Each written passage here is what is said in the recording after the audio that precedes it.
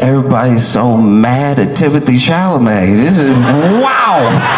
This is very mad. Okay, in case you didn't see it, woof. Okay, so in case you didn't see it, he was talking to Matthew McConaughey, right? And they were surrounded. It was like a CNN variety thing, and they were all together in this room where a bunch of, I guess, like aspiring actors were surrounding them. The setup felt awkward, but basically, Timothée Chalamet said, at some point, he was talking about film, and he was like, I don't want to be working in ballet or opera or one of these things where they're like, please keep this thing alive even though nobody cares about it anymore, right? And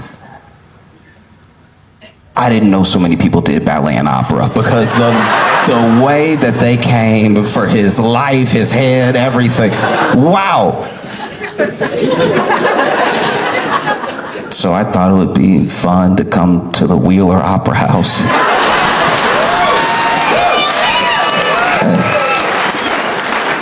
And talk about it. Because this is the thing. Look, this is the thing. Okay, so people were very, very upset. It's so big. It feels crazy that it's that big. We're at war. It's crazy that it's got this big. I thought it would blow over in like a day. You know, and no, people still out here making videos. People still out here talking about it. Even me.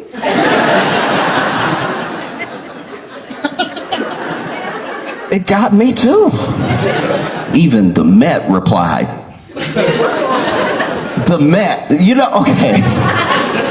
I understand being upset at the idea, even the sentiment that like your art, the thing that you pour all of yourself into, is dying, right? I understand how it feels dismissive and offensive and everything. I'm not coming at anybody who had a response. I'm just saying like the Met replied with a video.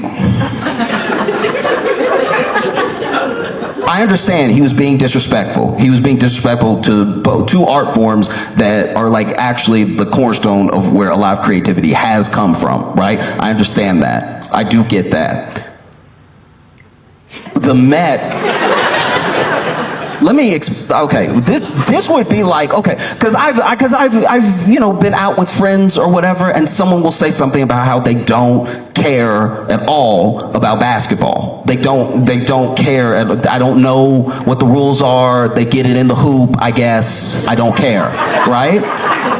Barclays Center doesn't reply to that person to be like, actually, a lot of people like it. Yeah, like.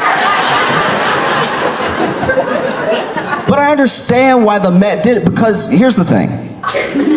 Here's the thing. If you are in any creative field right now that in any way is struggling, you know, it's usually money that we count as the struggle.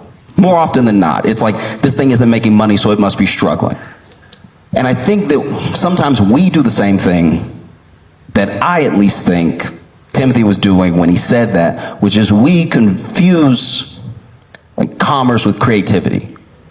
You know, we look at this exchange of artists giving us their work and us returning it with our attention, and we look at it in a way that I don't think is helpful to art at all. Just ask an artist. And what happens is, if you're not making a ton of money, you must not be good at art, is the idea. And if you make a bunch of money, you must be the best at art, which everyone knows is not true. And so I think that when you talk about this thing is dying or nobody cares about it anymore, it's like, I think you're only speaking on money. And so if something doesn't yield a lot of money, in the back of our minds, it's not great art. Because if it was great art, more people would engage with it, give more of their dollars to it. It would just be more substantial, you know? But that's not why you do art. I know maybe for some people it is, but it shouldn't be. That's not what makes art. Imagine if your kid came to you and said, when I grow up, I want to make money. I'm talking stacks. I'm a paint.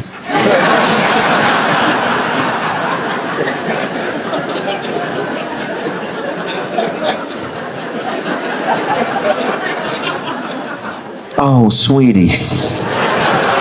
I have terrible news for you about the art world. And don't get me wrong, that's not to say that artists don't make money and that people don't care about art that doesn't end up making money. We have to do like an uncoupling of art and money, of art and popularity. Real art, the things that move you, they move you. And sometimes they happen to move other people. But whether they do or not, that shouldn't determine whether we count them as art. You see a painting and you're moved, that's art to you. You hear a song and you're moved, that's art to you. It shouldn't matter how many streams it has. It shouldn't matter if the person that made it is on the charts. The song moved you. Art is so subjective, not just in its value, but also in like its meaning to the individual, that you will hear a song that moves you more than anything has ever moved you in your life. And you might even be blessed enough to one day meet the person who wrote that song and get to tell them what that song meant to you and how you could hear the pain that they had in the relationship that they were longing for in the song, and you came across that song in a time in your life when you were also hurting deeply. Maybe you lost someone, maybe it was a loved one, or maybe you lost love. Maybe someone broke up with you and you just could not put it into words, even in the quiet of your own mind. You couldn't find the words, and then you heard that song and it was everything that you had ever wanted to say to yourself about what you were going through. And you get to tell them that. And then maybe they say, oh, wow, I'm so glad it moved you. That song was about heroin.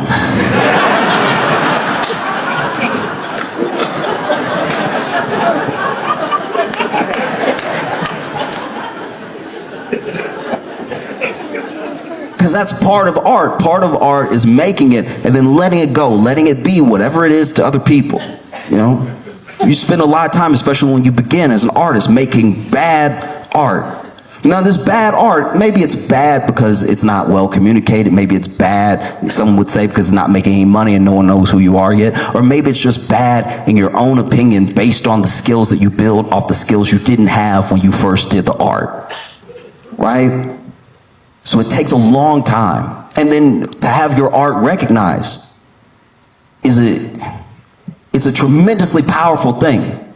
To get an award for your art means so much, because as artists, no matter what you do, I don't know if you act, if you write, whether it's poetry, novels, whatever you do, whatever artistic thing it is that you do, you are on your own in this endeavor. Even when you're with a group, your contribution comes from you. You are on your own as you do it.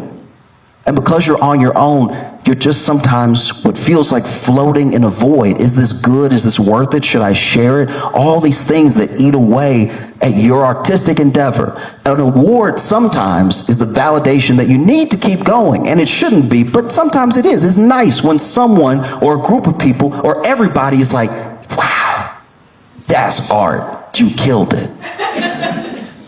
And maybe that's why Timothée Chalamet wants an Oscar so bad.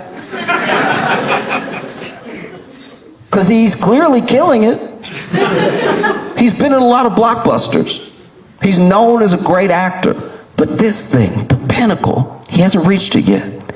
And so he's been on a marketing campaign for a movie that he did. It feels like the campaign has been going on longer than the movie was out.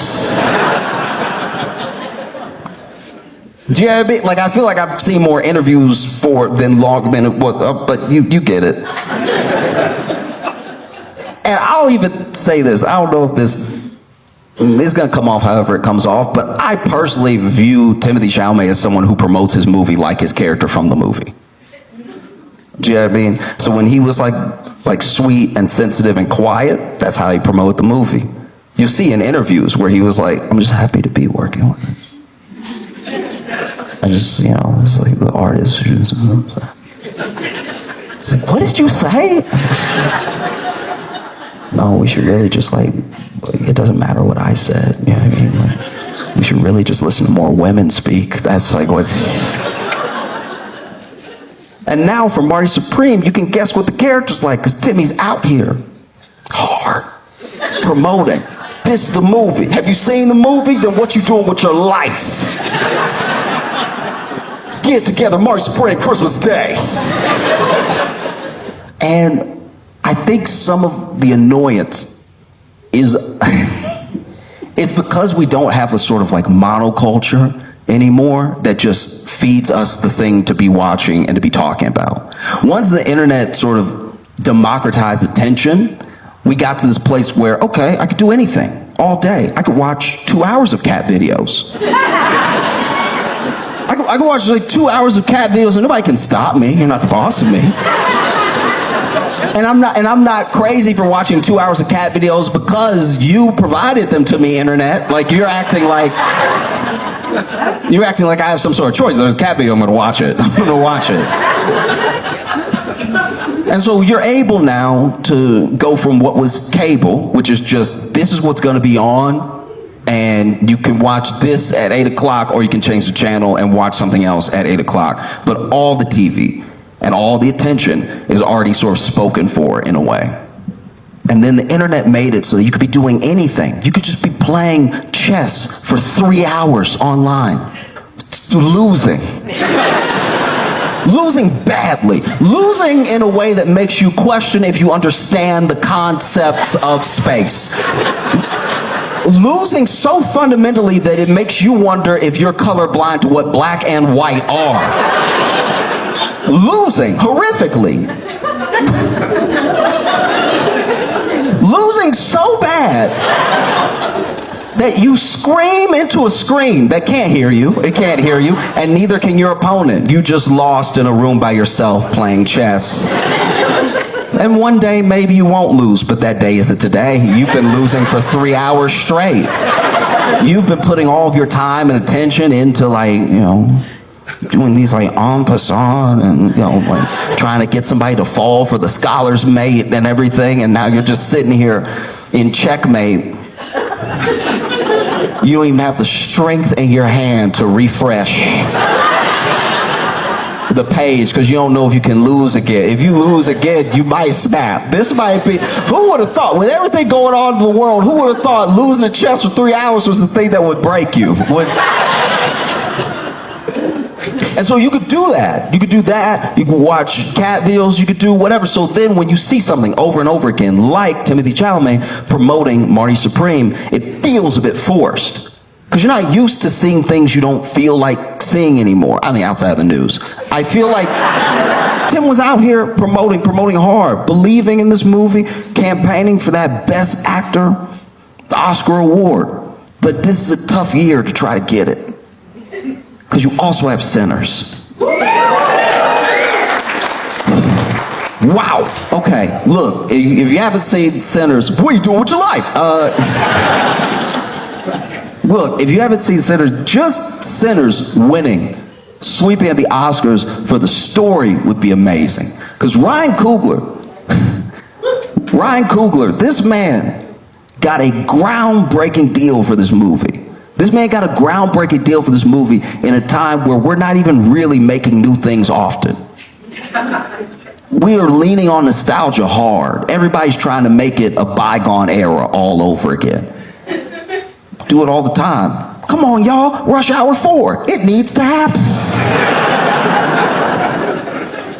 You as a creative, right, up against the industry. No matter who you are, no matter what you do, you can probably appreciate what this story means for people. You as a creative are up against your industry to create something new.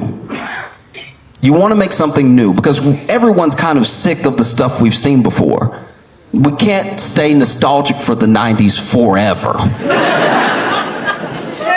You know, I love 90s nostalgia just as much as anybody else. It's when my knees were the best. Like, I love 90s nostalgia. I'm trying to do 90s nostalgia all the time. Like, hey, do y'all remember when? Y'all remember I did that push-up real fast? That was good stuff, man. 90s were all right. All the musicians I liked were still alive and we didn't know enough about them.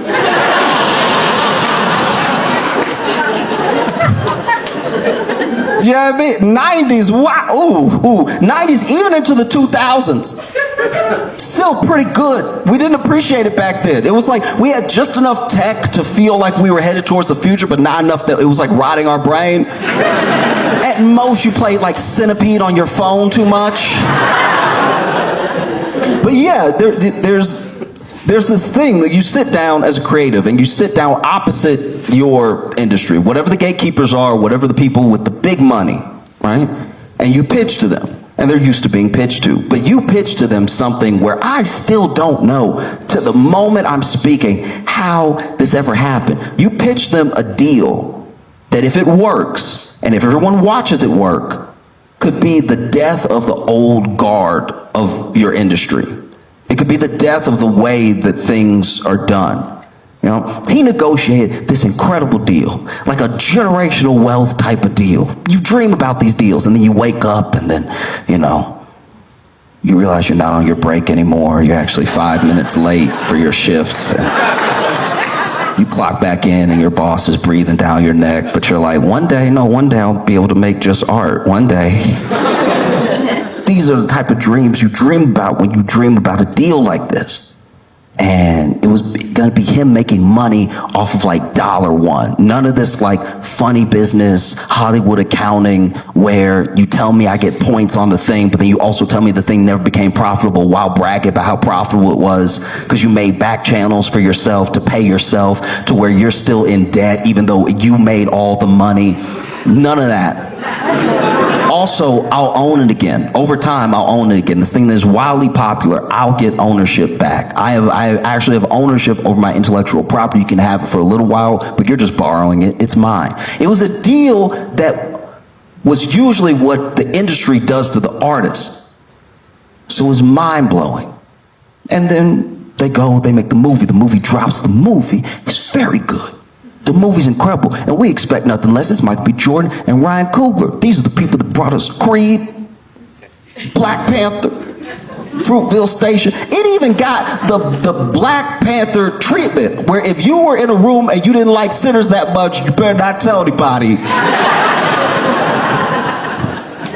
I like Sinners, but I watched some people who didn't like Sinners that much voice that they didn't like Sinners that much and then watch them get eaten alive verbally. Like, I had to act like I didn't even come with them. I was like, I don't know who he is. And you saw the articles come out when Sinners came out, and the articles were fascinating because the articles were hating hard. These articles, people act like they didn't write them now that like everybody loves the movie. But woof, Sinners came out and they were like, all right, it made $50 million, but it cost way more than that to make, so like, we'll see. You're like, oh, I've never seen an article like that. Like, okay, Sinners made like $90 million, but 90 isn't 92. It finally got to the point where articles were coming out that were like, look, Sinners made a lot of money, but it didn't make it all at once. It didn't make it like on the first day, though. It felt like these articles were written in the voice of like, if you like someone and then they curbed you and you got to write an article about their current boyfriend. You know what I mean? It's just hater energy from the start. Just literally sitting there like, he a surgeon, but how many lives has he saved really? You know what I mean? Like, he went to school and all, that's nice. Sound like a lot of student loan debt if you ask me, man. You know what I mean? Like, is he a good surgeon? I don't know. Let's ask one of his patients that's no longer with us. Oh, wait, we can't. You know what I mean? And so you have all that. And that's what you're up against in this field of people fighting for that same award. A lot of people want Michael B. Jordan to win. No? Yeah. They're here. I'm one of them. I guess, okay, I'll tell you a quick story. When I was in junior high, all the different junior high and high schools where I grew up would have their talent shows around the same time, right? And so people would go and support their friends and everything. And there was a kid that went to this one school, and he was in a wheelchair, right? And he was the first student that somehow had been in a wheelchair, so they had to update all these things to code to accommodate them. And that can get a lot of eyes on you, especially as a kid. Literally being the only one who is different can get a lot of eyes on you in a terrible way. But this kid, very confident. Very, very confident. Confidence from a place that, I don't know, it's one of those people where it almost feels like they were born with it. You know, because yes, he's wheeling down the halls and he's got his friends. He makes his friends because he's got a great personality and everything. And then the talent show comes around and no one knew he had been working on this. Nobody knew what he had planned to do. They just knew he had entered in the talent show and he wouldn't tell anybody. They're like, what are you going to do? He's like, you'll see. That day comes for the talent show. This kid wheels up to the stage, grabs two crutches. You have to forgive me because I don't know what they're called when they go around your wrist, but he had the two crutches, stands up, and then does a dance routine medley to Walk It Out and two-step. People are losing their minds. He got out of a wheelchair and was two-stepping.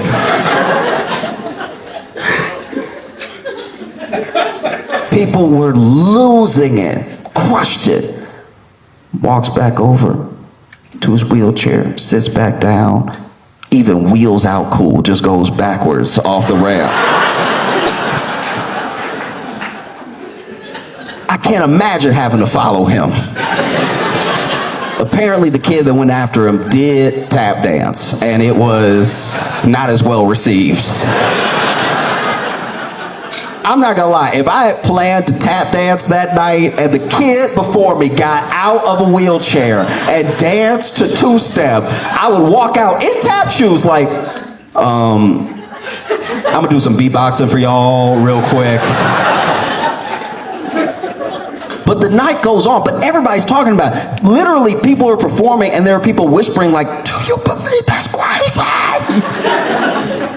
And then this young lady goes up and she sings, right? And she's got a great voice, sings very well, sings beautifully, and then gets off stage. And because it's a talent show with judges, they judge the performances, they announce the winners, and they gave it to the girl that sang. And everyone, okay. Apparently, even when they announced her name, she was like, yo.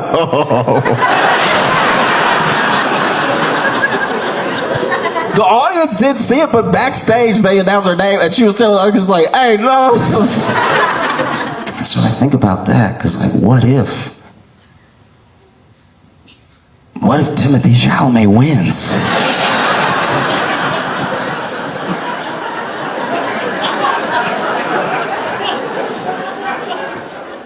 You know? And it's important to remember, not just for him, but for all of us. Even with the success of something like Sinners, it's like art can't be audited. Like you can't penny pinch passion. The things that make people dedicate their lives to art forms, there's no price that you can put on it. And what about artwork that you can't make money from? There are artists who do beautiful drawings in the sand and let the tide take it away. Is that not art? Because they didn't charge you to watch them at the beach? You know? Us expanding our understanding of what art is and what artists go through is like, yeah, it's just paramount to a better world, you know? And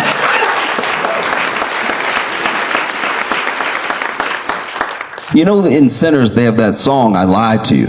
Incredible song.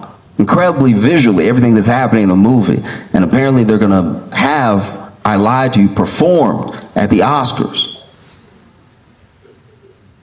And Misty Copeland, the first African-American principal ballerina, is going to be dancing.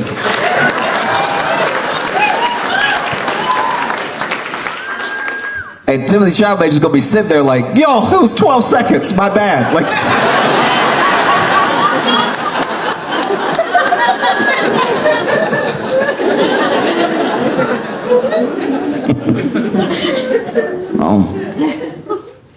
He's not the only person having a rough week.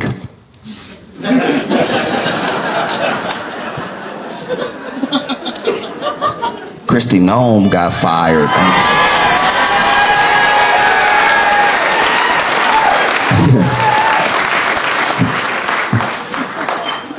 Kristi Noem,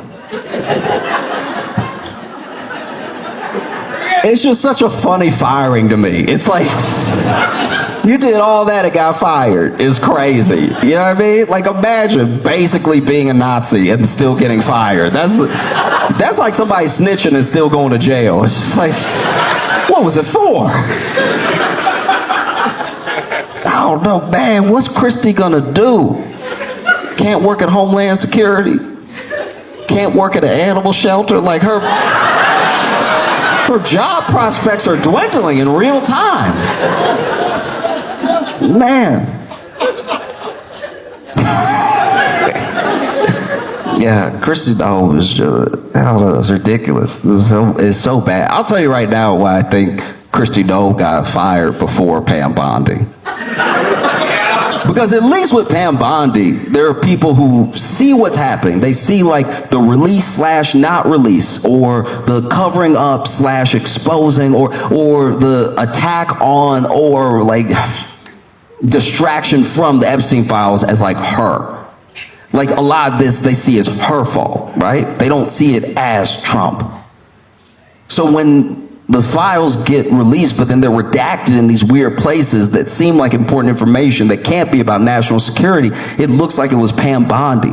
When the law is literally broken because they're supposed to be released by a certain date and they're held even longer so they can be redacted more, it looks like it's Pam Bondi instead of Trump. But with Kristi Noem, she never really felt in charge. Do you know what I mean? Like, when you saw ICE, you weren't like, that dang Kristi Noem. You were like, no, this is Trump's thing. Like, Pam Bondi runs a sort of cover for Trump that Kristi could never.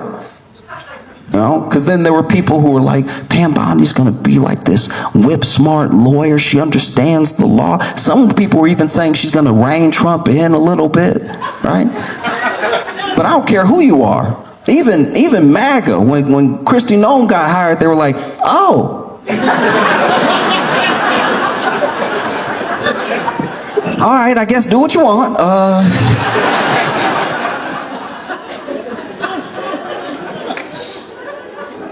I mean, we know she a killer, so I guess that's something, I suppose. Oh, Kristi Noem mismanaged so much money. Spent hundreds of millions of dollars on ads for ICE. Went to marketing consultants and tried to help her be like the face of ICE, face of Homeland Security and everything. Just mismanaged all these funds. They even asked her if she had an affair on the job with Corey Lewandowski. And she was like, this sort of line of question is absolutely ridiculous. I can't even believe that the Senate would stoop to this sort. And then they were like, you're not saying no.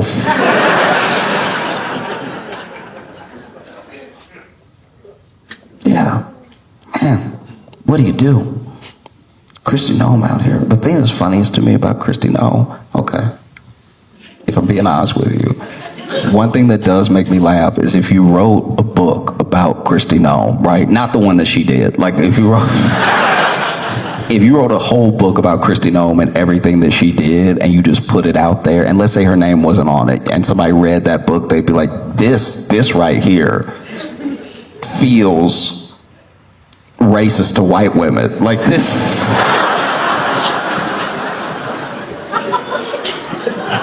Some of this doesn't even seem true. White women love puppies. They never murder one.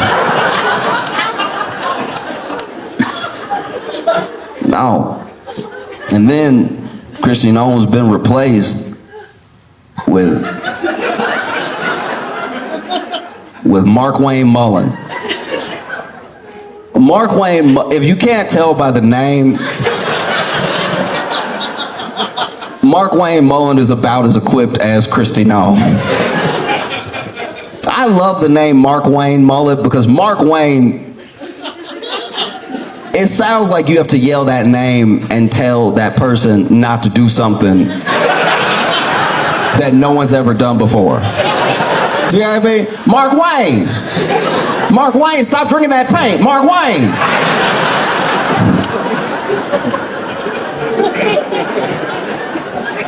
Mark Wayne, quit it. Mark Wayne, stop smudging the glass with your penis. Mark Wayne.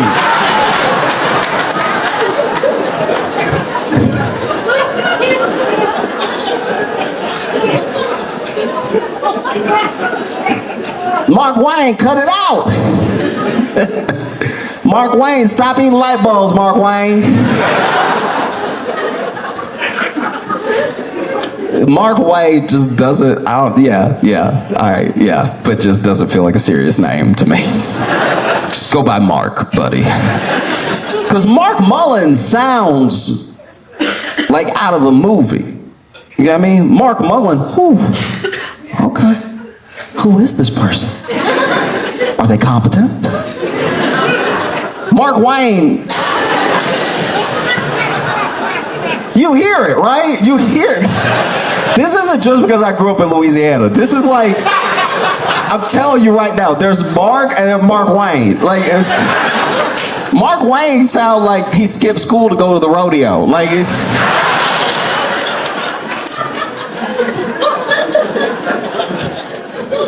And he's an interesting guy because he's been tapped. He's not really better than Kristi Noem in any regard, and he tried to have a fight in Congress with a guy who was testifying.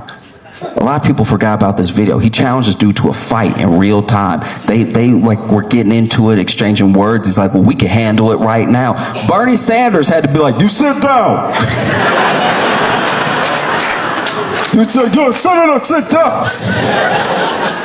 Imagine, you Mark Wayne Mullen, and Bernie Sanders break you off of somebody.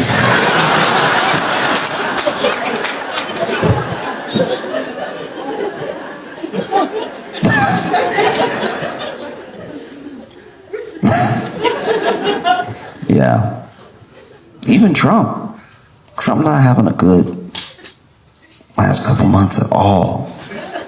This is very bad. It's very, like, no one seems to want to admit how bad it is. This is very bad. This is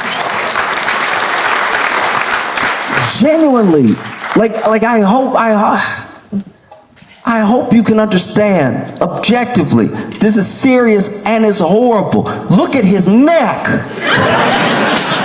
That's crazy. I don't know what happened. I saw that. I was like, oh. I'm trying to have my snacks. You can't just sneak up on me with that picture. That's not fair at all.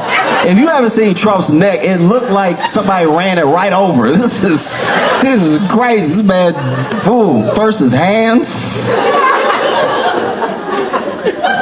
Looked like he got like Smurf knuckles on his hands.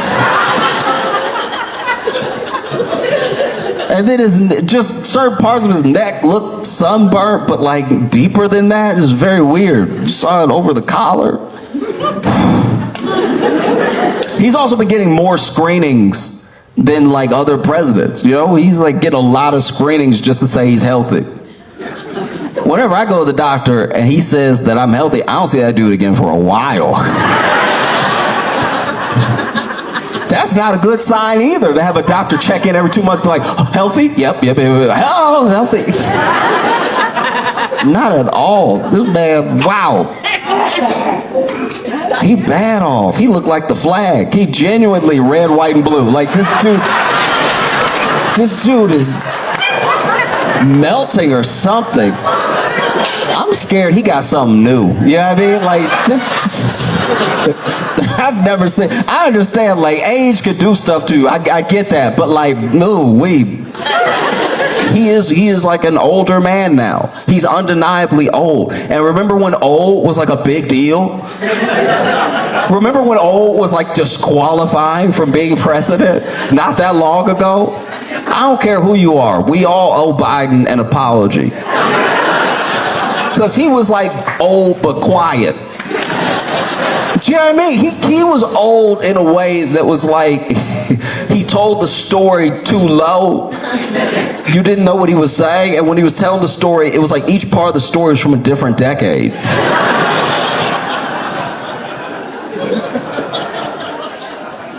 Like he'd start the story, he'd be like,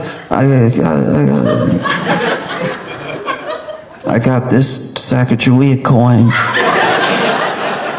from Jimi Hendrix, and then Madonna showed up and performed like a virgin, and Fat Joe was there too, and he did Lean Back. It was all on the Amtrak train that they just finished in Delaware. It's like,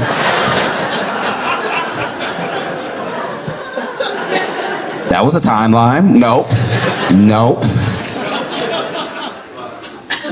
No, it was crazy.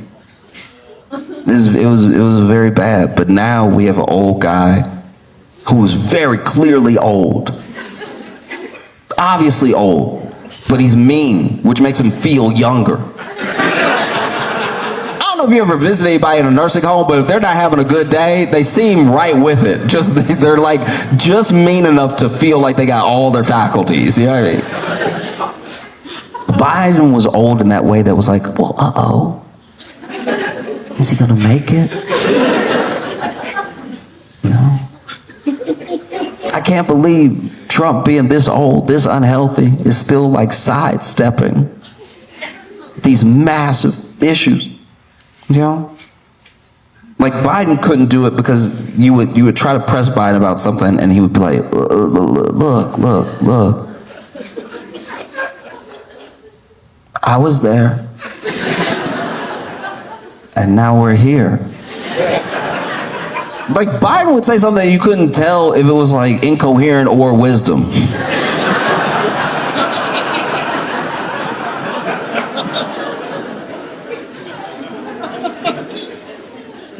Trump is over here. You'll press Trump about are we at war? Are we at war? Yep. Are we doing a war? And Trump will be, instead of just answering the question, are we at war? You start a war without the approval of Congress. You start a war. And Trump will be like, well, you're ugly. Like, you are ugly, though. You're ugly, though. Are we not going to address that you're ugly, though? Like, we just going to all sit here like you're not being ugly right now? That's the real issue. You're at war with looks. You are.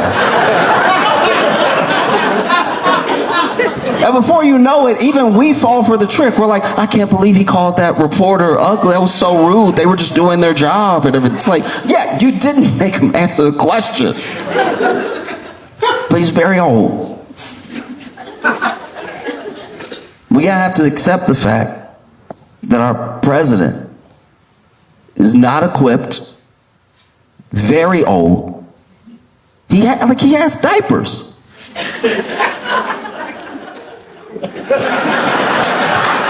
Don't try to deny it. We are not going to sit here right now and act like when Trump is walking around in that suit, that's just padunk behind him. There's no way. Trump a thick boy. He's not that thick. That's a diaper. That's 100% a diaper. We can take bets if you want. That's a diaper. Somebody changes the president every day. Yeah, you should be upset about that. Remember when we were like, he can't be president? That guy's forgetful. It's like, all right, okay. Yeah. Unacceptable. Truly, it's insane. Got us in a... Speaking of nostalgia, right? Like, talking about how Hollywood tries to repeat everything. Don't you remember a simpler time? A simpler time in politics. Remember Bush? Remember George Bush? You know W. In case you're confused about which Bush, I'm talking about the smiley one.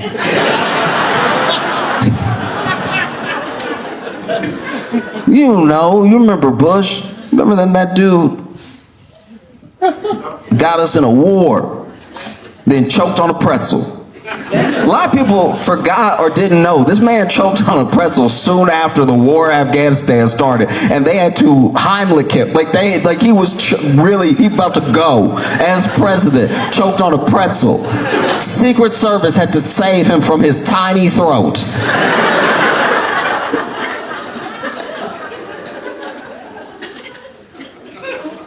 What an innocent time.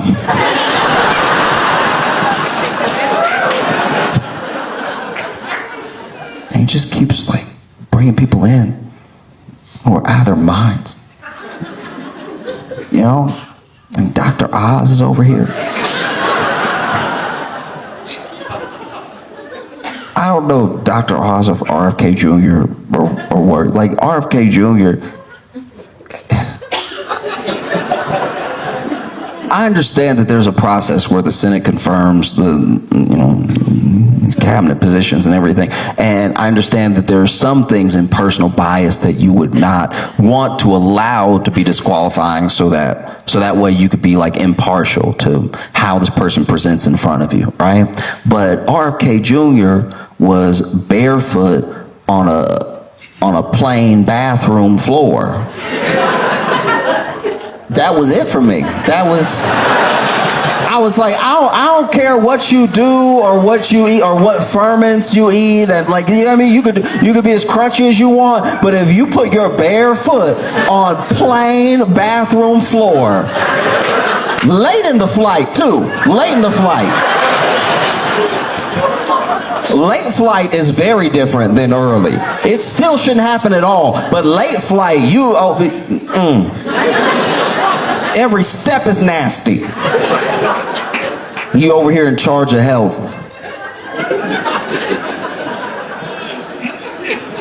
That is infuriating.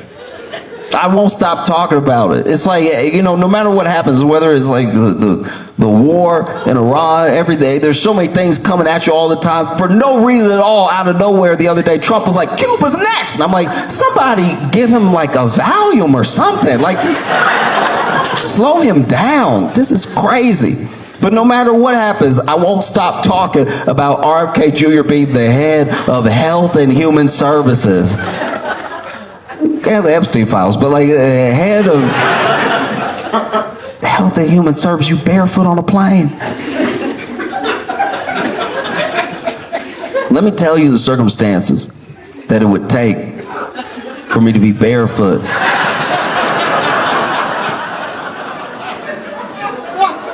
On a bathroom plane floor. We're on the plane. We're on the plane. That's the first step. You have to be. We're on the plane. For whatever reason, it's going down. And it's going down hard. This is it. If you love anybody, call them. Take it off airplane mode. Make something happen. Because this is it, right? Black box might not even survive. Going all the way down. And then at the last second, they're able to pull the plane up a little bit. But what a lot of people don't know is that depending on how hard you pull and how fast how quickly it happens, you could snap the wings, So let's say that happens, the wings snap. Now we're just a bullet. We're just a bullet going down from the air. Nobody tries to catch that bullet. Nobody's trying to help. Everybody trying to get out of the way. So now we're falling even faster because not even falling with wings. You can hear us in the clouds shooting past other clouds. We're flying past birds. Birds were like, what was that? I don't know. I think a gun? I have no idea. And then by some miracle, right? By some miracle, just in time, we hit another plane, right? I know this sounds bad at first. Hear me out. Listen to me. We hit a plane just enough to get knocked off course from going straight down, right? So now we're doing one of these things where we're kind of sliding down in the air, but some of the fuselage is broken off. So then we lost a few people. They flew right out. They got sucked out immediately, okay? Now I'm still in my seat because I wear my seatbelt like the flight attendant says to. So I've been over here bouncing, right? Because that is what would happen. People act like if you fasten in tight, your midsection will stay the seat. You going up, down too, right? I'm gripping the seat in front of me, you know, finally trying to read that pamphlet they give you.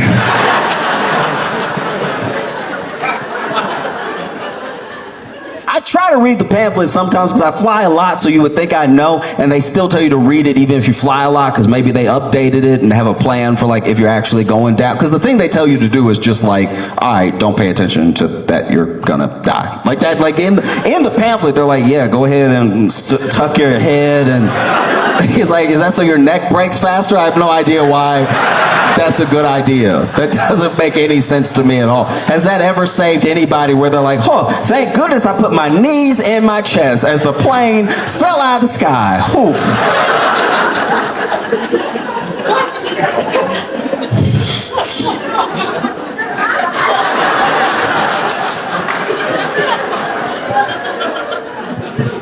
It's not that many pages, but you turn the other page.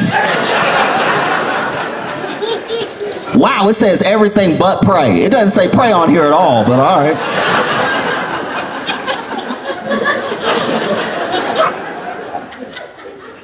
Then we hit the ground, we snap off into another piece, right? And so now we're still flying through this field. Let's say we found like a nice grassy patch, like some prairie sliding through, and pieces of the plane are flying off, you know. There's other seats flying past my head. Whoa, whoa, whoa, you know. And then we're spinning and everything, and it's not advised. I shouldn't do it. I'm surprised I'm still alive, but I take off my seatbelt because I have a bad feeling about my seat. I think it's about to snap off too. And what do you know? I'm right. Just like in a James Bond film, as soon as I stand up, that seat fly out of the plane. And now I'm running, right? I'm running towards the cockpit. I'm running towards the cockpit, pieces of the plane flying back out of the plane and everything. And just as I'm almost at the cockpit, because it just seems safer to get to where the stuff won't fly and hit me. Just as I get there, I see a piece of metal. Maybe it's the jump seat of one of the flight attendants or something. I jump up, real action movie style. I jump up, and the metal on that jump seat cuts the bottom out of both of my shoes.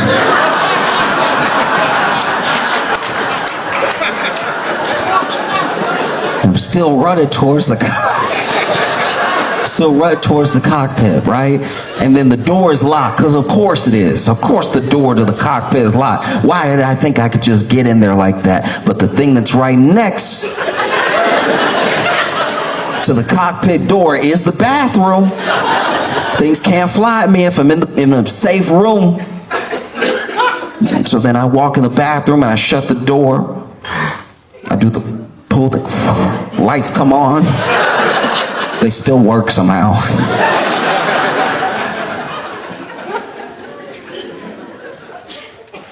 And then I wait for somebody to come get me, because I'm terrified. First responders get there. They're like, hello, is anybody alive? Nobody. Is anybody alive? They call out to me and I'm like, hey, I'm in here. And now I do run the risk of them walking up to the bathroom door, opening it and wondering if I was in there for the entire plane crash. But I don't care about any of that. I open the door, I'm like, oh, thank goodness you're here. Maybe even I hug one of them, Firefighter's big and strong. Jump in his arms. And he says, you're safe, you're on solid ground. I can't believe you survived. I can't either. And then he looks down at my feet and he sees that I was in the airplane bathroom. with my feet touching the bathroom floor. And then he justly kills me.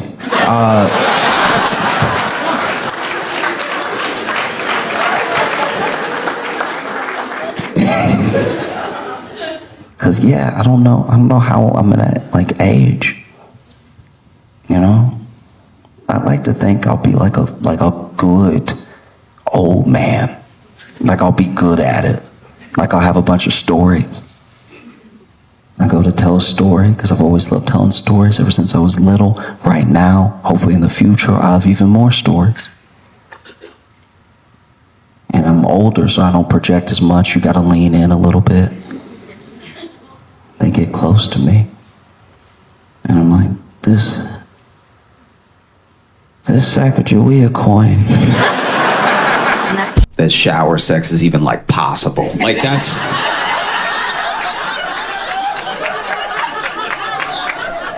What are we doing?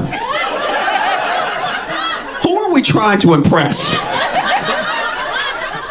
It's us. We know what we're capable of. And we know exactly how slippery a tub is. Trying to have shower sex is right up there with trying to have sex on tightrope. You just over here.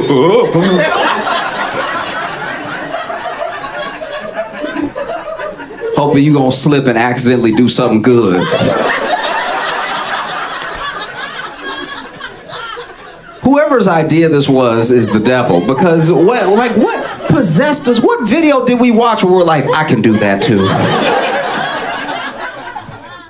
It's never a good idea, ever. Even if you got the bath mat. Because what people don't tell you about that tub mat, it's got the little suction cups at the bottom, but with enough pressure, it will slip right off. And so you standing on it, believing in it. Next thing you know, you wake up concussed. That's one of my greatest fears, to have some sort of, be trying to smash and get some sort of energy that like, I can do it. And then injure myself and give her the ick for the rest of life. I think if you fall during shower sex, the other person gets an automatic divorce if they want one, because it's already not sexy in the shower. You think you're gonna fall sexy too? It won't happen. One foot gonna go this way, the other foot gonna go that way. You gonna grab the towel rack. Fighting for your life right now. Naked, fighting for your life. Over here swinging legs. I've slipped in the shower by myself and I've screamed every time. Imagine now, we in the shower together. I'm trying to lay down some pipe, all right? And then behind you, you hear, whoa!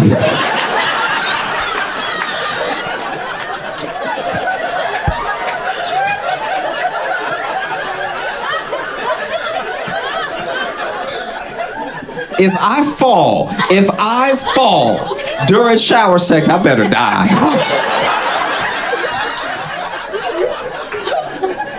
Because the last thing I need is to try to pick myself up with a black eye from hitting my face just right. Going like, do you want to try again? Over here concussed. There's certain things we gotta stop. We gotta let go of. You know, we'd be happier for it. Because everybody want to tell you about, come back from the honeymoon and give you all the tea, all the sexcapades, young, newlyweds, still spry, still got good knees, good hips. Because we don't talk about the small muscles. Okay, I once tore my right glute trying to get out of the shower. You ever lost your right ass before? It changed everything. I had to sit on a donut. Do you know what it's like to be in your early 20s sitting on a donut? people look at you like something really wrong. People look at you like you barely hanging on. It's devastating. And it was just off of a random movement. You know, I was getting out of the shower and just a little like, oh, you know what I mean? And at first I didn't think anything of it. Got out of the shower, dried off and everything. And then I went to sit down on the bed. I was like, uh-oh. Like I genuinely could not been past here. Every night when I went to bed, I just had to fall into bed. Couldn't even get comfortable. I had to get my roommate to lift the covers and let me fall. And then he would cover me up. And I would just be like that until he came and got me.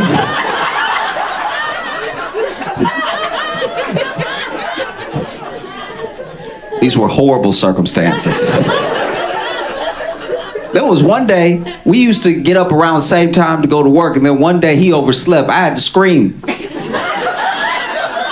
I had to scream for him to come get me. This man waking up, realize he late. I hear him in the other room, oh shit, and then like grabbing. I hear all the movements. I hear all the clamoring. He's putting his clothes on and everything. And I'm like, hey, hey. Heard the door close. I was like, guess I got to call in today.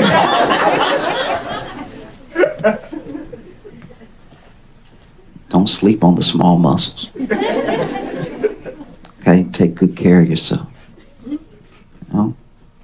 Don't let somebody pressure you into shower sex you know you're not capable of.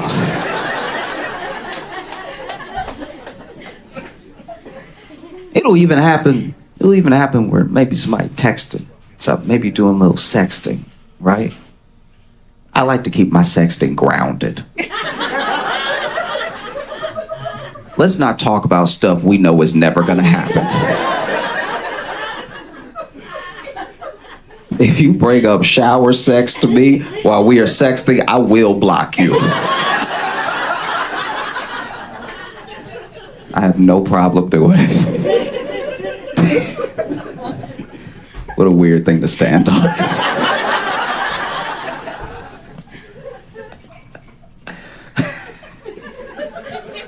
No, she cute, but she brought up tubs. I couldn't do it. Couldn't do it. She had to go. I had to kick her to the curb, all right? Anything to do with porcelain, that's too freaky for me. I don't like that. I don't know how you were raised, but I'm a Christian.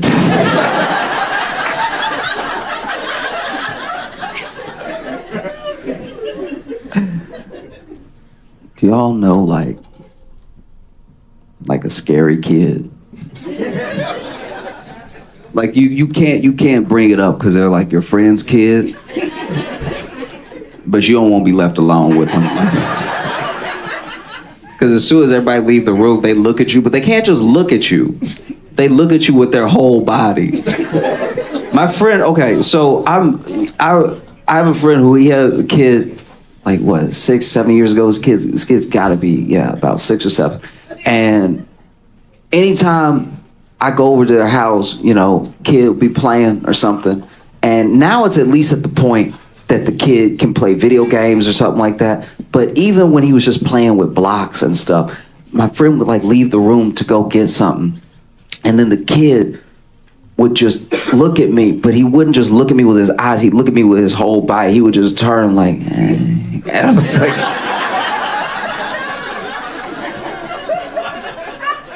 and this is what scared me about that, right? Okay, so when I was alone with the kid and he'd be playing with the blocks, he'd be sitting, flipping the blocks and everything and like knocking them over, building them up, knocking them over, being all cute at everything. And then my friend would leave the room and he wouldn't just turn on his little butt or something to look at me. He would stand up and turn. But then when his parents came back in, he'd sit back down like he didn't know how to stand. And that was very freaky. Because I would tell them, I'm like, hey, is he like standing up and running around and stuff? And they're like, not yet.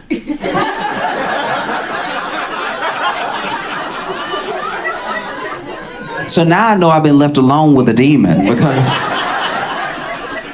why are you only walking to scare me, you know? Didn't matter what it was. As soon as they walked out of the room, he'd pop up. Wouldn't even talk baby to me, just be like, I don't know what he wants. There was one time I was at their house and he was like in front of the TV, and then I went to the kitchen and they were, I don't know where they were, but then out of nowhere I turned in the kitchen and he's standing at the kitchen door, and I'm not gonna lie, I shouldn't even admit this, but just out of panic I almost punted that kid. I was like, imagine, just please imagine for me that you going around the house just doing your regular thing, right? And then out of nowhere, a child that no one thinks can walk is just standing behind you. It's like, what in the boss baby is happening right now?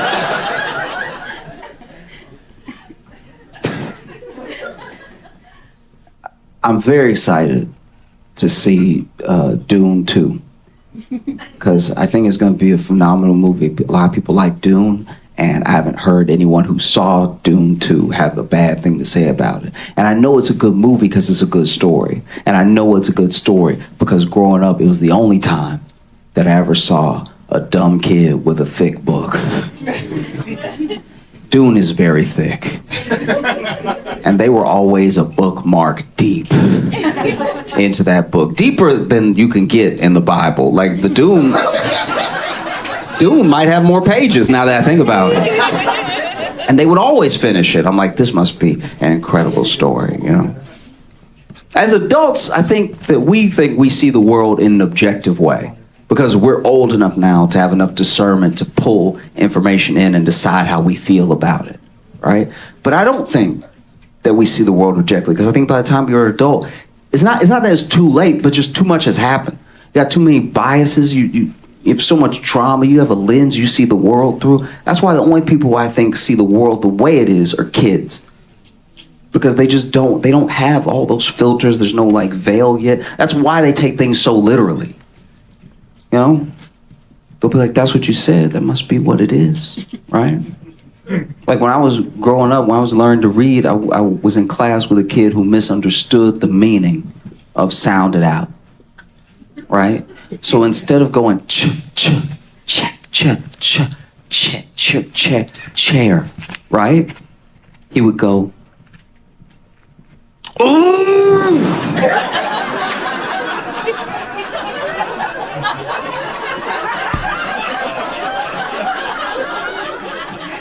Ooh! Ooh! Chair. And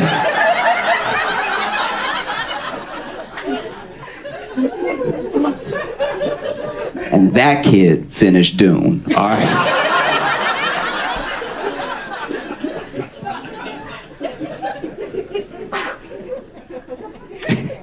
I can't even judge him though, because I did the same thing in a different way. You know, when I was little, I played t-ball for a little while, and when we were playing t-ball, you know, coach, parents, everybody would say, keep your eye on the ball.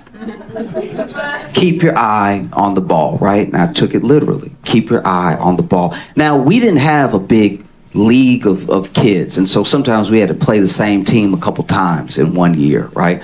And there was one kid that really shouldn't have been playing. I don't know how many times he had been held back, but this was an adult. This was, you know that thing they talk about people always trying to do in the World Series? They were doing it in my local t-ball league, okay? This kid looked like he had a full-time job, and he would come up to the plate, and he was so good. Like on top of being big, he was good. And, you know, T be right here, the ball would be right here, and he always managed to like crack the ball, not just like over, not just up, but like up, like really, like truly under to pop it up into the air, right? And I remember one time he did it. One time you could hear it, hear the pop off that metal bat and the ball flying into the air. And I was keeping my eye on the ball. The ball looked like it was going to go into space. It got hard to keep my eye on the ball for a second because, like, the clouds are white, the ball is white, and the ball is in the clouds.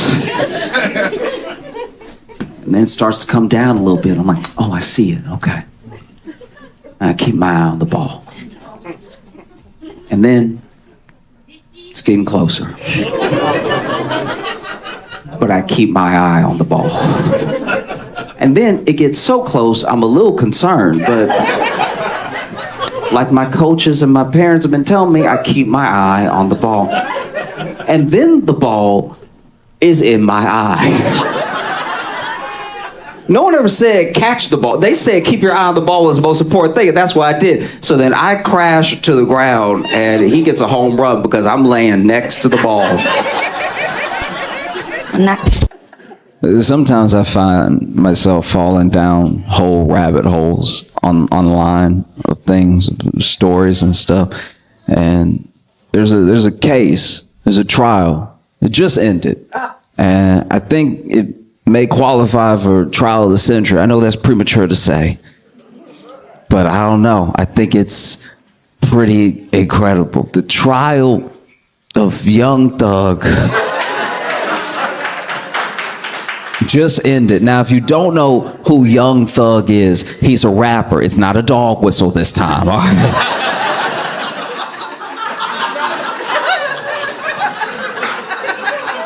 Young Thug is a rapper that was on trial in Fulton County in Georgia, right? Basically, the state's case, what they were alleging was that he took all of the money that he made from music and he funneled it through and to a gang called YSL, a gang that he was supposedly the leader of, right? And that's the state's case. And the judge in the case looked exhausted. I've never seen a judge act like this before. Every time the court camera cut to her, her head was in her hands. I'm not gonna act like I know the law, okay? My understanding of the law sort of begins and ends with Law and Order SVU, all right? So I know you can sustain, and you can object. I've never heard a judge be like, you can't do that. She said it a lot.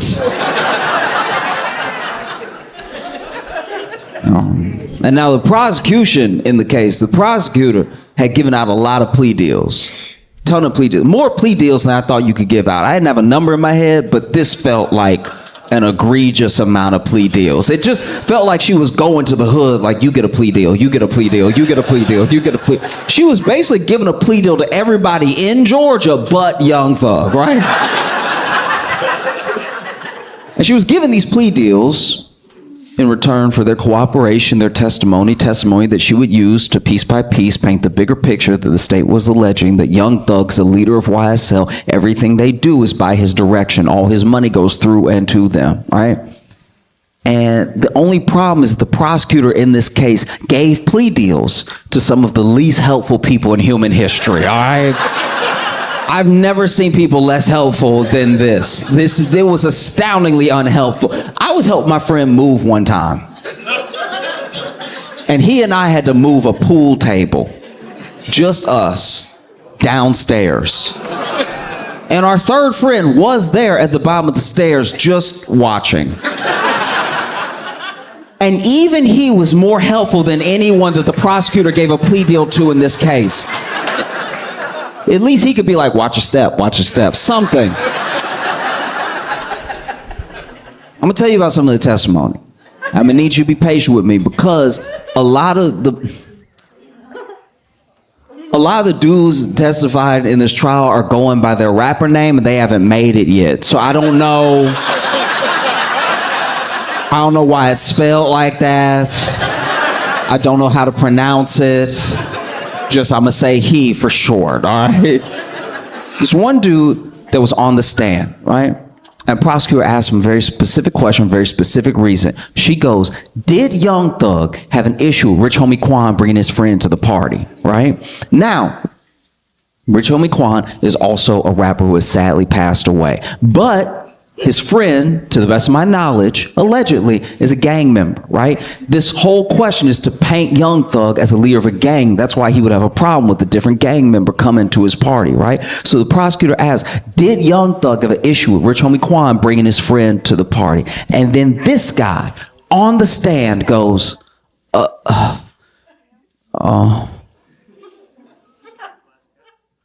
Thug, did you have an issue with Rich Homie Quan?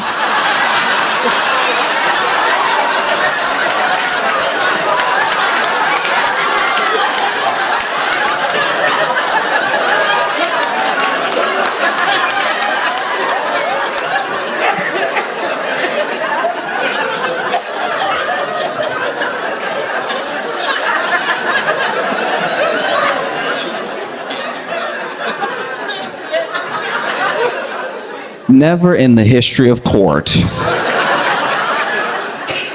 have I seen someone ask a question by the prosecution and then go, I'll just go to the source. And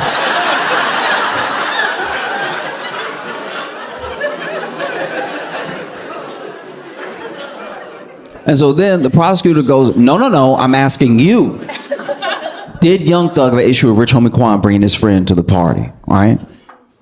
And then this guy goes, I'm not Young Thug, so I don't know.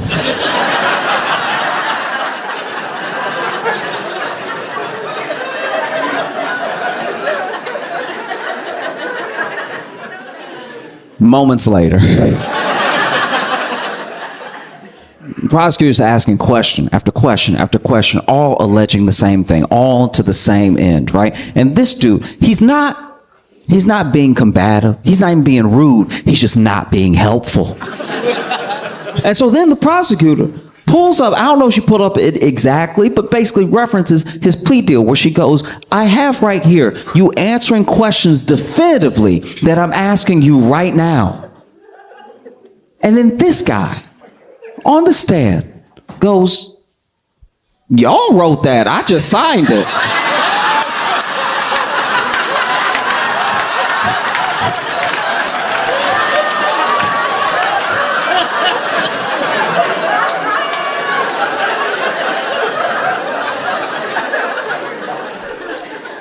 Never in the history of court,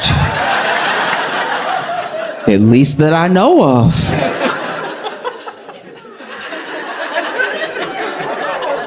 and it's like, you know, the internet especially was of two minds, because it was like people could not decide if these were like some of the dumbest people who had ever lived or legal masterminds. Because basically what this dude is saying in open court, right, is, look, you were about to give me how many years? I didn't want to do how many years, and you told me if I signed the paper, I wouldn't do how many years, right? So I signed the paper, but I'm not about to perjure myself.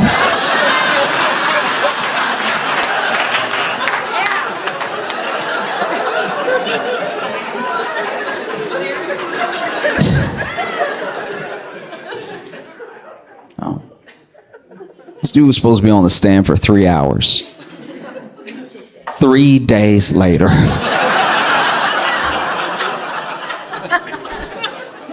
The prosecution is asking question after question after question, all to the same end, right? And, you know, references again. Look, I understand that we typed it up, but what is in this is based off of what you said to the police. This is based off of testimony you gave during interrogation. And he was like, yeah, but if you gave it to me to type up, it would say something different than what you have right there, right now. Even the prosecutor was like, oh.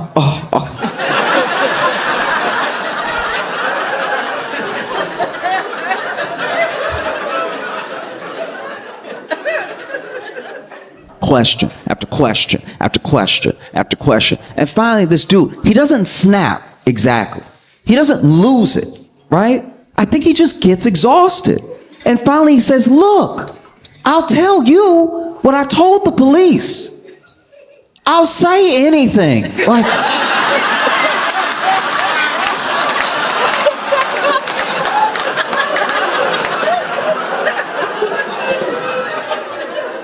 This is a witness for the prosecution.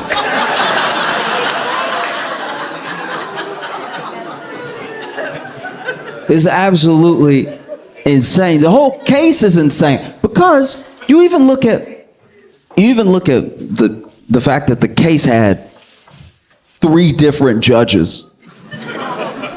Yeah, got passed off like a bad baton. First judge was Judge, I don't know how to pronounce the name. I think it's Glanville, yeah. And this judge, he does seem to suck. Like, he does. But he also had to put up with some stuff too, because there were jurors that were fully out of pocket during this case. Just a couple of examples. There was one juror that got picked. It already took nearly a year, by the way, to pick a jury, which is insane. And then after they picked the jury, there's one juror that during the trial has started, and I think they just went to the Dominican Republic.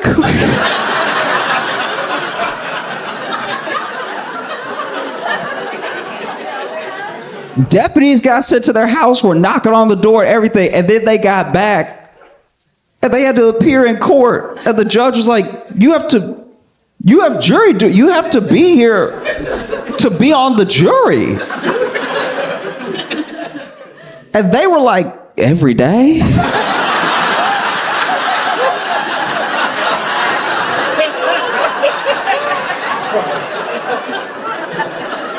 That sounds wildly inconvenient.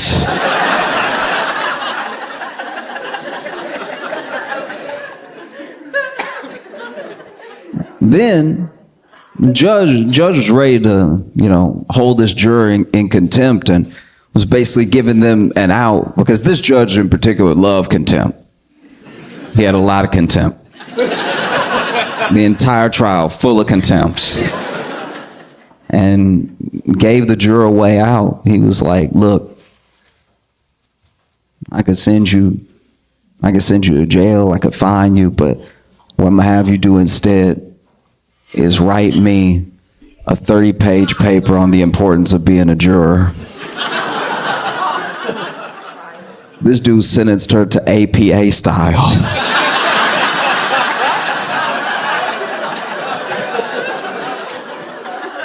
He sentenced her to citing sources. You couldn't see his face in the moment, but even Thug was like, damn.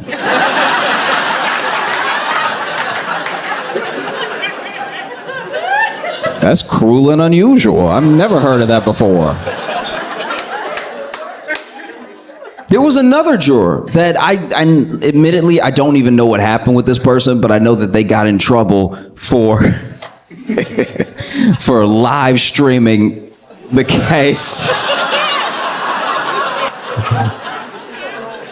Which is extra crazy because it was being live streamed.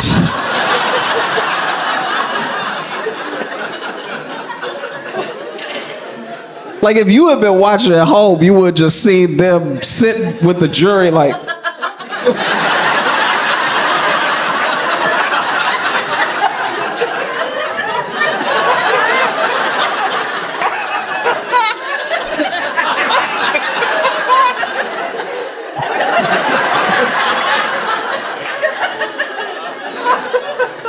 You risk jail time for an extra angle. We are...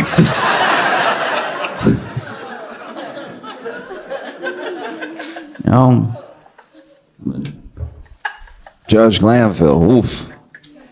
There was a lot of plea deals being given out the entire case, like I said before. And some of the things that were happening was, this is me guessing, but there were people that were not being super forthcoming, that they probably didn't necessarily have to be, but they were in some sort of trouble. And so the plea deal was just given just as an extra, it's okay, you can talk, we just need to get this guy, right? And even with that, there were still people that didn't quite want to testify. And then there were people that were being so difficult, state's witnesses who were being so difficult that the state just could not get anywhere, And there was one person, star witness, basically, the prosecution needed a through line. They needed something that would connect everything. And so they laid a lot of it on one person in particular. Okay? And they needed his testimony so bad that they pretty much gave him immunity on the stand. I didn't even know you could do that. It sounds made up.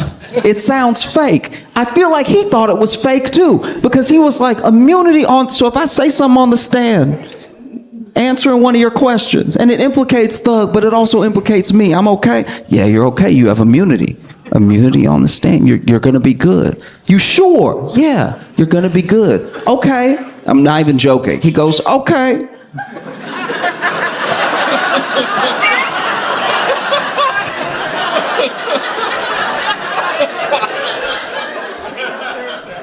Okay, but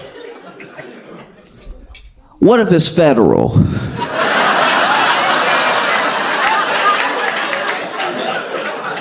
And I love that. I love a good haggle. I love, like, okay, I hear immunity, but can I get a federal? Can I get some federal? Federal, please. Can I get a little federal?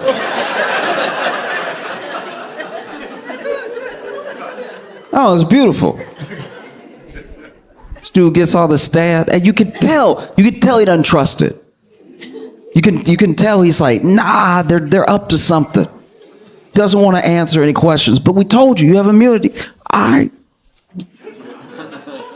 Basically compelling this man to testify, dangling immunity in his face. Sits on the stand. First question from a prosecutor: how old are you? And he goes,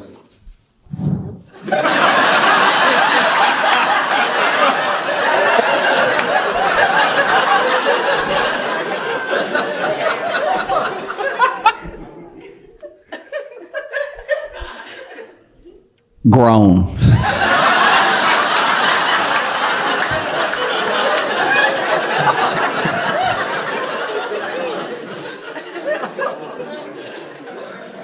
And the prosecutor's like, what do you mean by grown? It's like, I'm an adult. Prosecutor is like, okay, seeing as you're an adult, how many years is that? And then he goes, looks over at the judge. I plead the fifth.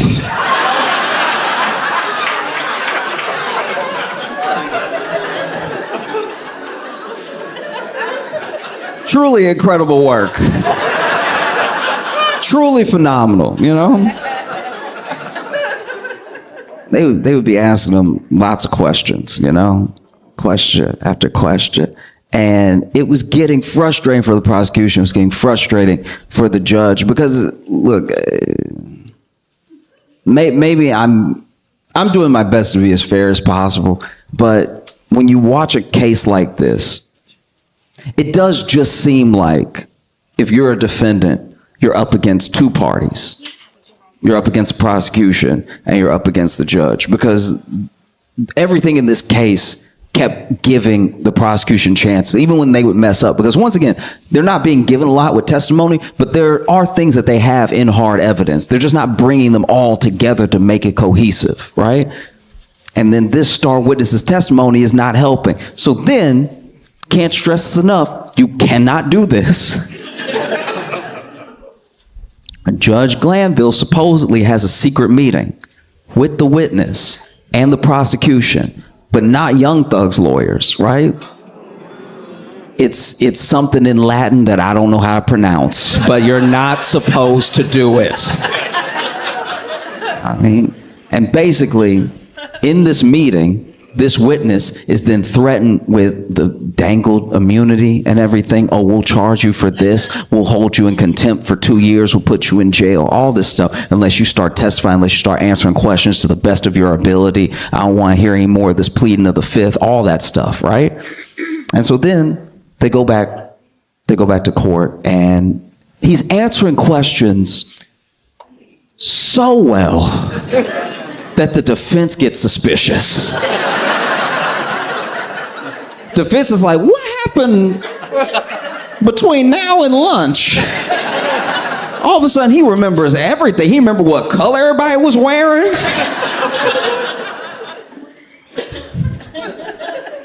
And then it comes to the defense lawyer's attention that there was this secret meeting. And so he addresses it in court, in front of the judge, to the judge. He goes, Your Honor, I've heard some distressing news that there was a secret meeting with you, the prosecution, and the witness.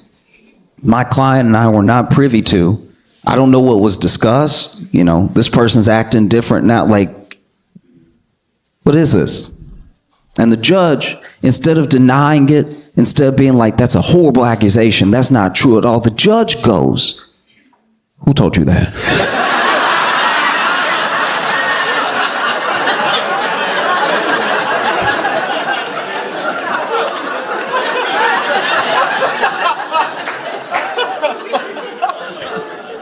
And you can look at it because it was live streamed. You can look, who told you that? And he's like, Your Honor, don't worry about who told me that. That's the least of my concern. It's who told me that. The meeting is my concern. He's like, no, I need to know. This is very distressing. I need to know who told you that. And he's like, Your Honor, it doesn't matter who told me that. Is that true? Like, did that happen? Who told you that? Who told you that? Who told you that? Who told you that? Over and over and over. And it's just wild that, like, in a RICO case involving supposed gang members, that the judge is like, who snitched?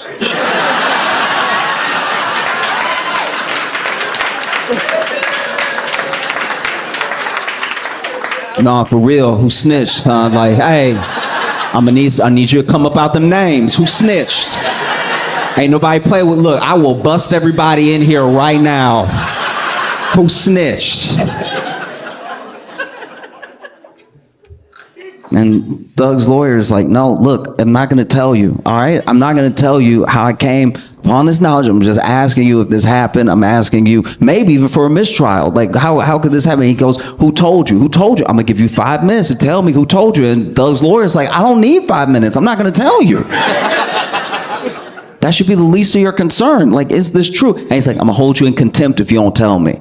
I will put you in jail if you don't tell me. You will go to jail if you do not tell me. It's like, look, I'm not going to tell you. You can put me in jail, but the problem is the meeting. The problem isn't who told me, right? And so then the judge does it. He holds Doug's lawyer in contempt, which is pretty terrifying. You know? This judge is basically going over and over again. Who snitched? Who snitched? I can't stand a snitch. And you know...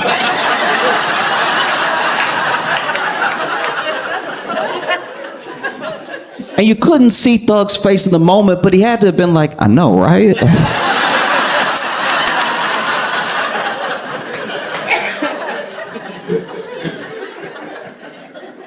Yeah, so then Glanville does it. He holds Thug's lawyer in contempt. And, you know, the Bar Association hears about it. And they show up to back Thug's lawyer up because that's terrifying. It's terrifying if a judge does something, doesn't even bother denying it, and then holds you in contempt for asking. That's a scary court system. You know what I mean? Because that's one of those things. If it can happen to anybody, it can happen to anybody. Like, I know that it's a case involving hip hop, involving like gang culture, whatever. But that particular thing, that could happen to anybody. I promise you. That's very scary. You know. And so the Bar Association shows up to back this dude up, and it looks like his case is going to be heard, and probably the contempt is going to be thrown out. But basically, they tell Glanville, it's like, there's no way you're impartial. If you're trying this hard, there's no way you're willing to just let the facts play out. And so Glanville has to recuse himself from the case. And one of the things about recusing yourself, it doesn't undo damage. The case just goes on, you know? So there's still this like contempt hanging over Thug's lawyer's head and stuff. And then they move on to the next judge, and the next judge was the judge for a day.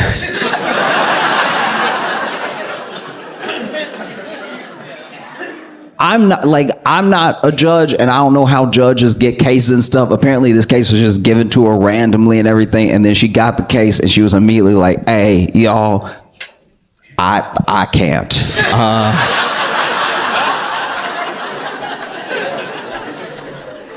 And so many people were like, why? What's the problem? Don't worry about me. I can't right now.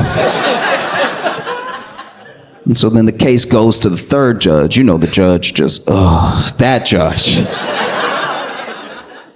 The case goes to her and she does her best. But it's very difficult. It's very difficult because there are things happening in the case that should just never happen. They actually had an officer come in who was, I guess you could almost call him a specialist in RICO cases through his police work, right? And even he made a mistake on the stand that had the defense asking for a mistrial, because basically the state handled the case so poorly, so messy, just so confusing, right? That the defense would be asking for a mistrial consistently. They were asking for a mistrial the way that you act when you got 2 cards left in Uno.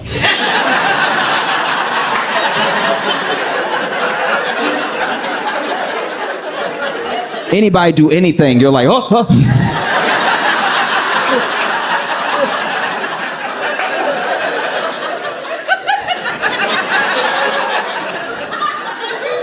Defense would call for a mistrial nonstop. That's a mistrial right there, Your Honor. He just sneezed. That's a mistrial. He gonna get everybody sick.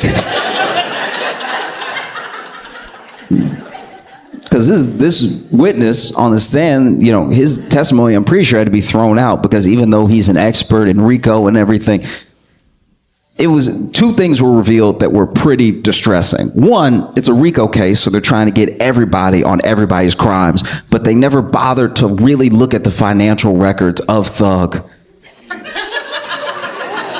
Which is pretty insane if you're telling me that all the money he makes, he runs through and to a gang. And you didn't bother to check a Chase statement or anything? That's wild. And then, while this officer is giving testimony, he makes a mistake that obviously wouldn't be called out by the prosecution, but does not get called immediately. And then the defense hears it, and then they're like, this is crazy, we can't allow it. Basically, he references past convictions as part of a testimony to what this person would have done in this case. And you can't do that. You got to judge it by the merits of the evidence you have in front of you about what happened right now, right? And at one point, the judge loses it. She storms out. The judge goes, I can't take it anymore.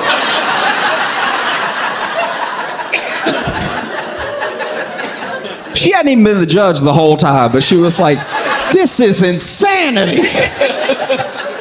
And you couldn't see his face, but you could imagine Thug being like, I know, right? Like,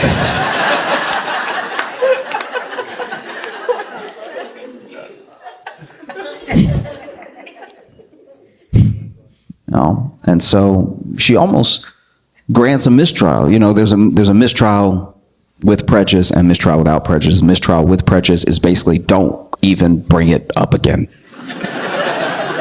Mistrial without prejudice is like, okay, you didn't make the best case, or something happened, or a bunch of jurors went to the Dominican Republic, so like, we can try it again later.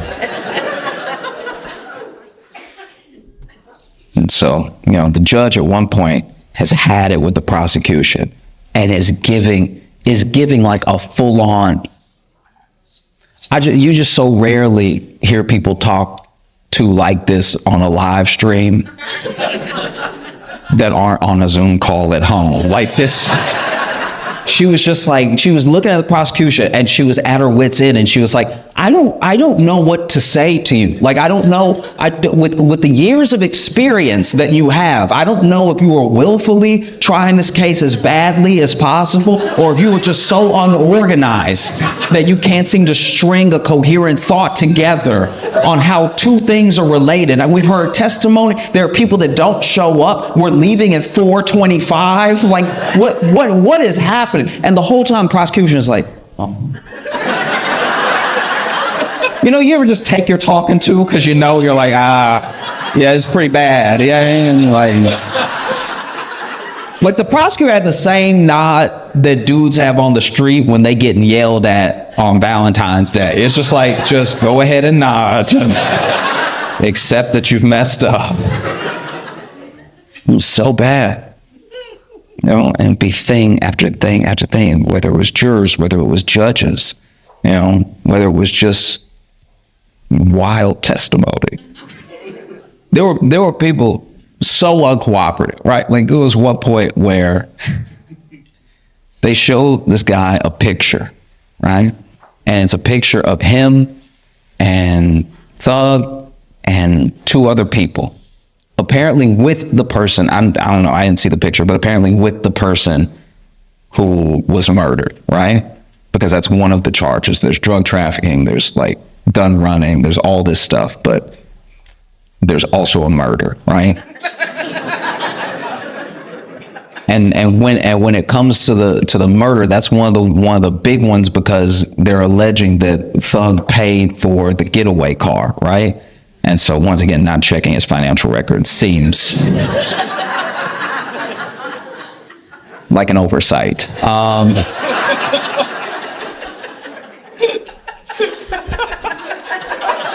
I'm not a lawyer. I'm just saying. And they show a picture, right, with all these people to someone on the stand. And they're like, do you recognize anyone in this picture? And he's like,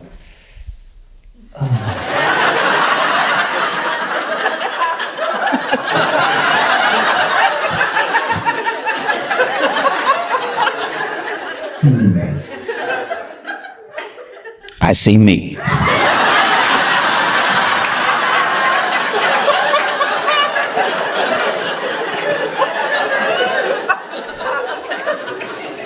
Okay, fair enough. Even when it came to start with this, there was one time where they simply asked this dude, when did you meet Young Thug?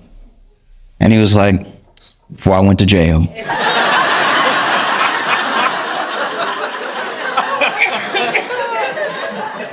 And just for the sake of clarity, the prosecutor tried to clarify, which time before you went to jail?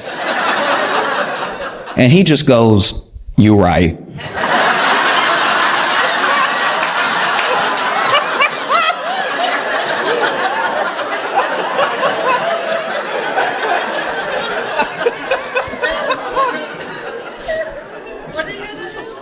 And I don't know how you handle this sort of thing, because this ended up being the longest trial in Georgia's history.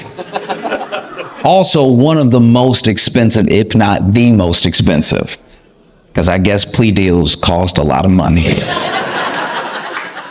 And it gets so bad that every day defense is like, hey, mistrial's still an option. You want to hit it with no mistrial? We can mistrial. But then, you know, the prosecution would do something that would kind of warrant a little bit of a mistrial. Like there was even one point where they had someone on the stand read a caption from an Instagram post, and this caption had been poured over because basically through the hashtags, what a lot was being alleged, because you know, whenever there's letters, whenever there's numbers, it could have no meaning, or it could have double meaning, or it could mean exactly what the prosecution wants it to mean, it could mean what the defense wants it to mean. And so they were arguing about this one picture over and over again before they would let the person just read it out loud to the jury, right? Because then I don't know if it's a gang, and I don't know if that was what the prosecution was alleging, but there was one point where the prosecutor was asking someone on the stand about a series of numbers, right? And a lot of people will sort of rep their area code. That's just a common thing throughout America, right? Exactly.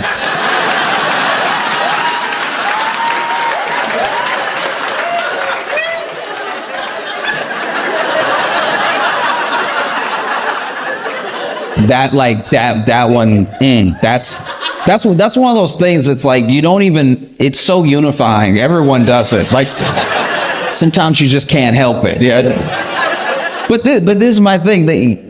Dude on the stand, prosecutor asked him, what's 374? And he was like, numbers.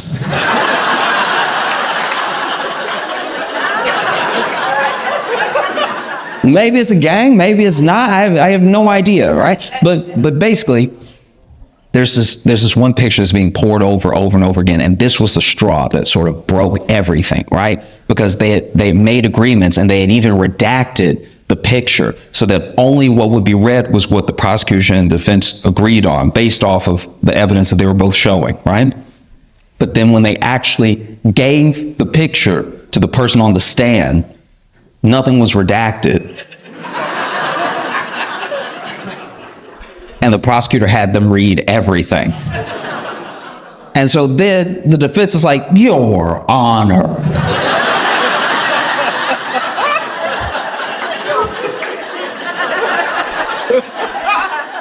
I've never heard a lawyer have to like go Your Honor, kind of like, Mom, like.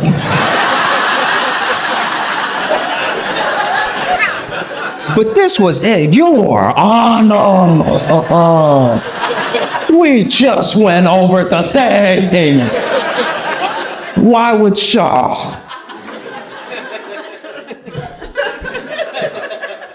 And sure enough, Judge agreed. Judge was like, look, I gotta do something else with my life too. Like, it can't just be this. And the judge said an interesting thing, and like I said, I know a little bit about the law, most of it, what not to do from this case. But the judge says something where she's like, I'm basically trying to salvage something here because I don't want an entire jury's 11 months to be wasted. I don't want, which to me is a little weird. Their time's already been wasted. Like, this is about seeing if someone did or didn't do something. You know? And so that statement was said, but then, judge turns to the defense and goes, I'm not gonna grant you a mistrial with prejudice, but would you like a mistrial without prejudice? And defense was like, yup.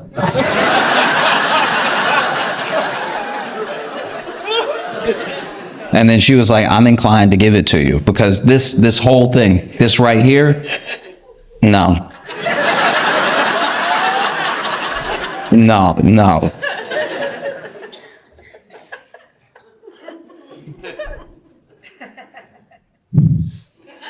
And so then, they get to plea dealing a bunch of people day after day after day. And then they actually go to Thug and they're like, look, you're facing like 25, 40 years for all the things that we are alleging, right? But we'll give you probation, right? We'll give you probation if you just admit that you are the leader of YSL, a gang where you take all the money and you funnel it through into the gang and everything they do is at your direction. Like if you'll just say that, probation, you'll be good to go, right? And then Thug says, no, I'm not just gonna accept. You came to me to make your case for you. I mean, no. And that's a very, I don't know, to me, that's a very,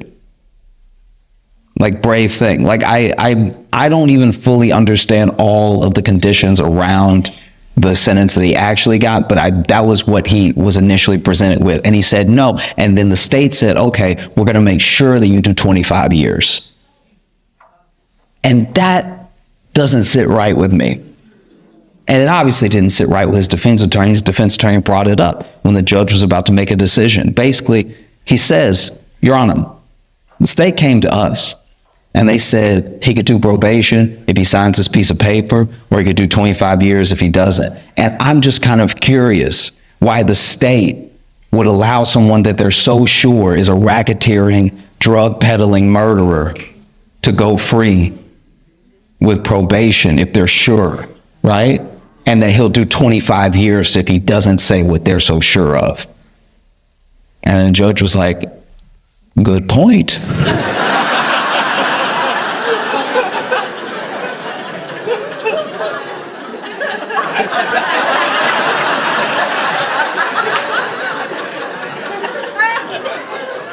That is very hard to argue against. You know? And then the judge granted Thug probation, and, you know, he went home. And there are some people that are like, man, you know, if he could have just stuck it out a little bit longer, seen the trial to its end, there's no way he would have been convicted. The defense was ruining the state, like just at every turn. And it was mostly the state tripping over themselves, right? And I get it, though. That dude sat in jail without bond. Dude was in jail for 2 years. He was in jail for a year while they picked the jury. He was in jail the entire trial, you know? And every once in a while, don't get me wrong, every once in a while, Thug would also laugh. Because, like, he was facing a lot of time, but every once in a while, he'd also be like, how did we get here? This seems... Far be it for me to say, I'm just a rapper, but as far as the law goes...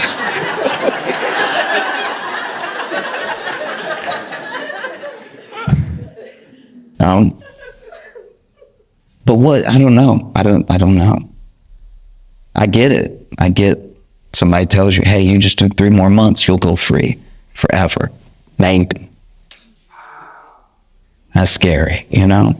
And it's also scary that, like, that the state needed it this bad. That a lot of cases come down to reputation over justice. You couldn't just take the L, right? It's like, no, you will die in prison for me to not look bad. That's terrifying, you know? And I know it feels like it can't happen. Yeah, I mean, like, I don't rap, but I could see myself in a bad situation. You know, because it kind of begs the question, you know, did this person get away with a bunch of stuff, or did the state just jam someone up for 2 years? You know, thanks.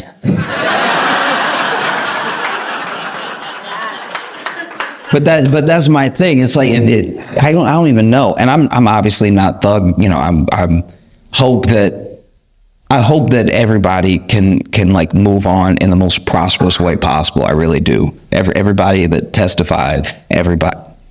I wish the best for everyone. I really do. I just can't seem to think there's a level of peace you have to attain that I don't know if I have. Because like if someone accused me of being this like drug running, you know, murderer, this horrible person, like this that did all these things, and they were willing to put me in jail forever with a bad case that they didn't have enough evidence for. And then they were just like, you can go if you just sign it. I think it would make me mad enough to kill someone.